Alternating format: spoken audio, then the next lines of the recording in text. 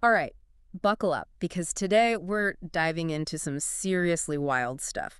The kind of stuff that makes you rethink everything you thought you knew about the Cold War. It's one of those you can't make this up stories, except it's all too real. Exactly. We're talking about the Soviets, the US, and this flow of technology that's, well, let's just say it's not what you'd expect. Not even close. Yeah. We're diving into Antony Sutton's testimony before the U.S. Senate. And this guy, he didn't just have opinions, he had a decade of research under his belt. This wasn't some think tank theory. This was a deep dive into the nuts and bolts of Soviet tech, where it came from, and what that meant for the balance of power. And what Sutton found was explosive, to say the least. Imagine this. The Iron Curtain, the Yeah. space race, this constant fear in the West of Soviet technological superiority. Right, the whole they're going to bury us mentality. And then Sutton drops this bombshell. There's no such thing as Soviet technology. It's almost laughable when you first hear it. Well, absolutely. Like, come on, they had tanks, they had missiles, they put Sputnik in orbit. How could you say they had no technology? Exactly. And Sutton wasn't talking about some small potato stuff either. We're talking 90 to 95% of Soviet tech, according to his research, traced back to the U.S. and its allies. Wait, seriously, 90 to 95%? That's not just a little help from their friends. That's like... It's like they were working off blueprints handed to them. Not just copy designs, but entire factories, industries built up from scratch. Okay, now my mind is officially blown. You're saying those iconic Soviet tanks, maybe even their Sputnik satellite, relied on U.S. tech. It's not just about the finished product, it's the whole industrial ecosystem behind it. And that's where Sutton's work gets really unsettling. So how did this even happen? Was it some kind of grand conspiracy? Were American companies secretly arming the Soviets? Well, it's complicated. There was this belief, going all the way back to 1917, that trade with the Soviets would mellow them out, bring them into the fold. Right, the whole economic interdependence equals peace idea. Exactly. And for decades, that was the prevailing wisdom. So we're talking about a deeply held belief, not some rogue operation. Oh, absolutely. And there were certainly economic incentives on both sides. But Sutton throws a wrench in that theory. He argues that for 50 years, this approach was a political and military flop for the U.S. They got stronger, more capable of projecting force, all while we were patting ourselves on the back for peaceful trade. So it's like unwittingly handing your rival the tools to, well, potentially bury you. And Sutton drives this home with hard-hitting examples and documents straight from the horse's mouth, so to speak. He even brings up a chilling quote from Stalin himself, who told Avril Harriman, a key figure in U.S.-Soviet relations, that two-thirds of large Soviet industries were built with U.S. help. Two-thirds. That's not just lending a hand, that's building their entire house. It was mind-boggling when you think about it. American expertise, American companies playing a role in equipping the very military force that was seen as the biggest threat to the U.S. And this wasn't some fringe theory, this was Stalin himself admitting it. Exactly. And it's this foundation built with Western expertise that allowed them to become the superpower that had the U.S. on edge for decades. So we're talking about a massive transfer of technology, but how does Sutton connect the dots from steel plants and pipelines to, the Cold War arms race? That's what I'm really curious about. Well, that's the thing about Sutton's work. He doesn't just lay out the facts. He connects them in a way that makes you see the bigger picture. He takes these seemingly harmless industries, like steel production, and shows how they were essential to the Soviet military machine. Okay, so paint that picture for me. How does something like steel production factor into tanks and missiles? It's all connected. What do you need to build tanks? Yeah. Ships. Ritzes, of course. Exactly. And Sutton points to the Soviet Union's largest iron and steel plant, a virtual carbon copy of a U.S. steel plant in Indiana.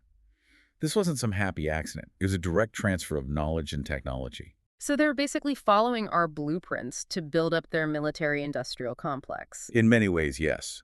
And it wasn't just the steel plant. Sutton highlights their largest tube and pipe mill, again, largely equipped by Western companies. Okay, tubes and pipes. I'm seeing a bit of a pattern here. But for those of us who aren't engineers, spell it out. Think about it. What do you need for missiles? Tubes. Tubes. And to transport all that fuel for those massive armies? Pipelines. More tubes. You got it. Even a significant portion of the Soviet merchant marine, which you might think was all about peaceful trade, relied heavily on foreign-built ships and engines. Which could just as easily be used to transport troops and military equipment. Exactly. And that's Sutton's point. These seemingly harmless industries were all cogs in a much larger military machine. Every tank, every missile, every troop movement relied on this vast network of industrial capacity, much of which had been built up with Western help. It's like we were so focused on the threat of the finished product, the scary weapons, that we didn't pay attention to the infrastructure needed to create them.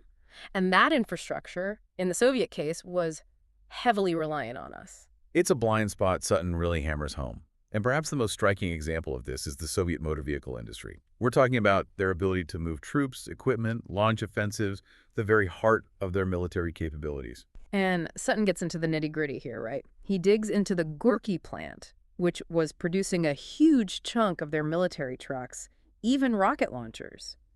And who helped build that plant? Ford and Austin, American companies. It's almost unfathomable when you think about it. Here we were, locked in this ideological struggle, and American companies were playing a role in equipping the other side. And this was during a time when the U.S. was actively involved in conflicts like Vietnam, where those very same trucks could have been used. Talk about an awkward situation, but it gets even more bizarre with what Sutton calls the Fiat deal, right? Right. Now keep in mind that Fiat, an Italian company, wasn't even the primary source of the technology for that deal. They were reliant on U.S. technology to produce a lot of their automobile manufacturing equipment. So it's like this weird technological shell game where we're essentially supplying technology to our main adversary, but it's hidden under layers of agreements and transactions. Exactly. And this deal, which dramatically boosted Soviet auto production, was sold to Congress and the American public as peaceful trade. It's almost comical if it weren't so serious. Like, those trucks over there, oh, those are just for, spreading goodwill and distributing aid. But the cherry on top, the one that really takes the cake, has got to be the Kama truck plant, right? Well, the Kama plant, that's a whole other level. Yeah. This thing was designed to be even more productive than their standard Army truck, and was built using classified U.S. technology. Which, if you trace it back, even that standard Soviet Army truck got its start thanks to an American company, the Arthur J. Brandt Company of Detroit. It's like this bizarre family tree of technology. And that's what makes Sutton's work so compelling. He connects the dots, meticulously tracing the flow of technology and exposing this web of dependence that ran much deeper than anyone wanted to admit. I'm sitting here thinking about all these deals, these factories, all this technology flowing from west to east. It's overwhelming. It really is. And it makes you wonder, if Sutton hadn't dug into all of this, would we even know? Right. Would this be another one of those hidden chapters of the Cold War? It's entirely possible. That's what makes Sutton's work so important. He forces us to confront these uncomfortable truths, these blind spots in our understanding of history. And he doesn't stop at just revealing the facts. He goes after the arguments used to justify this whole approach to trade with the Soviets. Oh, absolutely. He takes them apart, piece by piece. Like that idea that trade promotes peace. He really goes to town on that one. Well, what about those historical examples? I mean, didn't we trade with Germany and Japan before World War II? Doesn't that prove his point? He addresses that directly. He says, look what happened. Trade didn't stop those conflicts from erupting. Right. It's not exactly a stellar track record. And when people argued that, well, maybe the Soviets are mellowing out, he'd point to their actions in Vietnam, the Middle East, even their own internal crackdowns on dissent. It wasn't just talk with Sutton. He backed it up with evidence. Exactly. And he called out what he saw as this intellectual myopia among some policymakers. Meaning? He felt they were so fixated on the potential economic benefits, the idea of opening up new markets, that they ignored the very real risks to national security. Not to mention the moral implications of, essentially helping a regime that was known for human rights abuses. He felt very strongly about that. And it's interesting, amidst all the debate and disagreement, Sutton highlights one group that seemed to have a clear understanding of the stakes: the AFL-CIO. The labor unions, that's not who I would have expected. It's one of the more surprising aspects of this whole story. The AFL-CIO consistently raising red flags about these trade policies. What were their concerns? Were they worried about losing American jobs to the Soviets? Jobs were definitely a concern, but they saw a much bigger picture. They recognized the threat to worker freedom abroad, the idea that a stronger Soviet Union meant a weaker position for democracies everywhere. So a more ideological stance, in a way. Absolutely. And they understood that these grand geopolitical strategies, these deals being made, often had very real human costs. It wasn't the policymakers who paid the price, but the soldiers on the front lines, the workers, everyday people. It's a good reminder that these aren't just abstract ideas, they have real consequences. Precisely. So As we wrap up this deep dive into Sutton's work, what's the one thing you hope our listeners take away from all of this? It's not just about what happened during the Cold War. It's about asking tough questions about the choices we make today. Are we repeating any of these patterns? Are we being clear-eyed about the potential consequences of our actions? It's about learning from history, or at least trying to. Exactly. That's a good note to end on. As always, keep exploring, keep asking those tough questions, and we'll catch you in the next deep dive.